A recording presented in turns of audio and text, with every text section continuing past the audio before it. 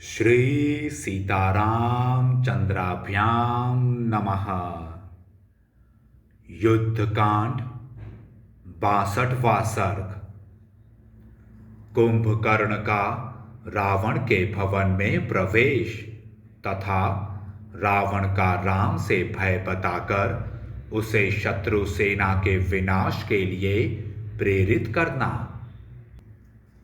महापराक्रमी राक्षस शिरोमणि कुंभकर्ण निद्रा और मद से व्याकुल हो अलसाया हुआ सा शोभाशाली राजमार्ग से जा रहा था। वह परम दुर्जय वीर हजारों राक्षसों से घिरा हुआ यात्रा कर रहा था। सड़क के किनारे पर जो मकान थे उनमें से उसके ऊपर फूल बरसाए जा रहे थे।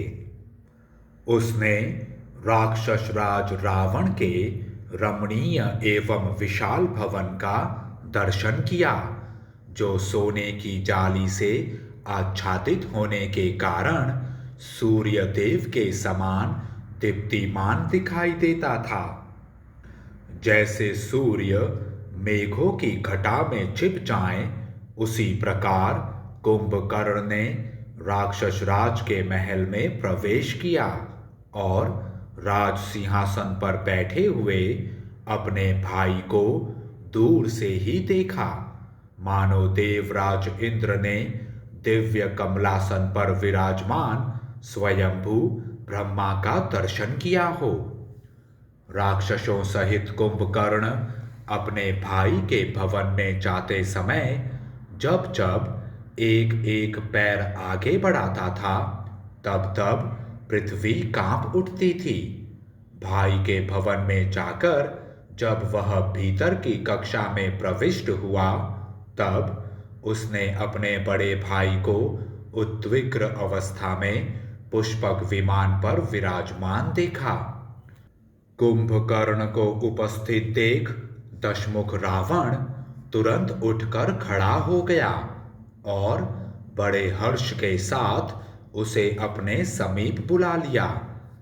महाबली कुंभकर्ण ने सिंहासन पर बैठे हुए अपने भाई के चरणों में प्रणाम किया और पूछा, कौन सा कार्य आ पड़ा है?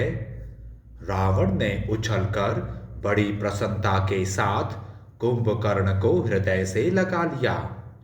भाई रावण ने उसका आलिंगन करके यथावत रूप से अभिनंदन किया।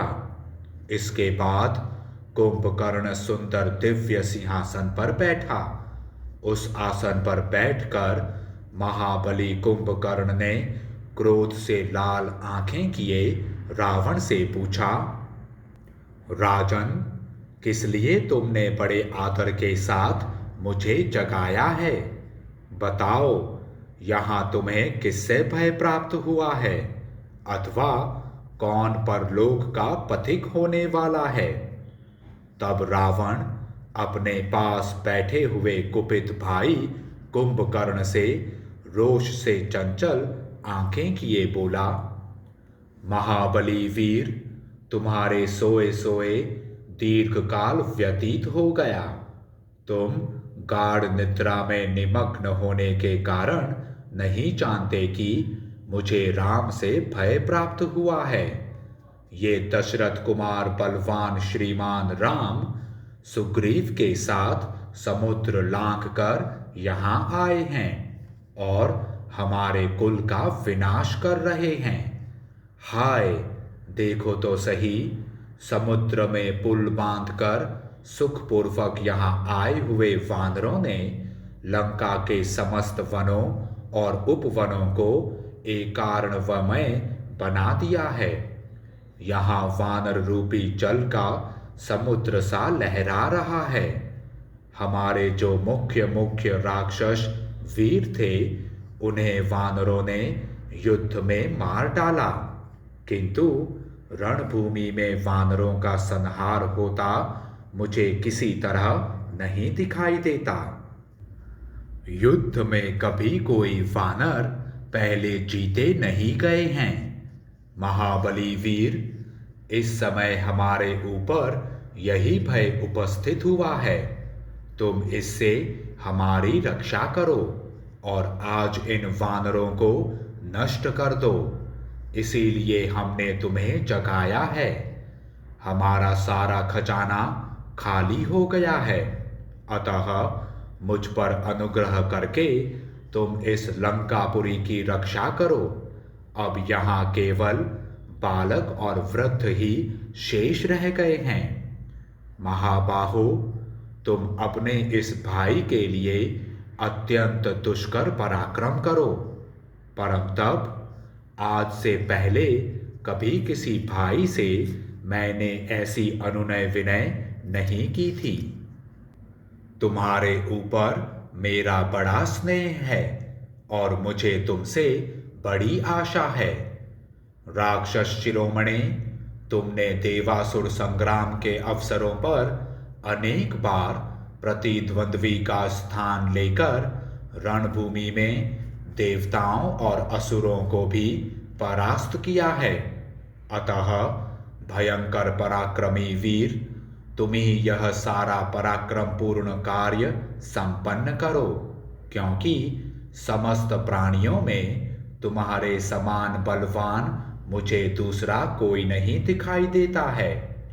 तुम युद्ध प्रेमी तो हो ही, अपने बंधु बांधवों से भी बड़ा प्रेम रखते हो। इस समय तुम मेरा यही प्रिय और उत्तम हित करो। अपने तेज से शत्रुओं की सेना को उसी तरह व्यथित कर दो जैसे वेग से उठी हुई प्रचंड वायु शरद ऋतु के बादलों को छिन्न भिन्न कर देती है। इस प्रकार श्री वाल्मीकि निर्मित आर्ष रामायण आदि काव्य के युद्ध कांड में 62वां सर्ग पूरा हुआ। जय श्री राम।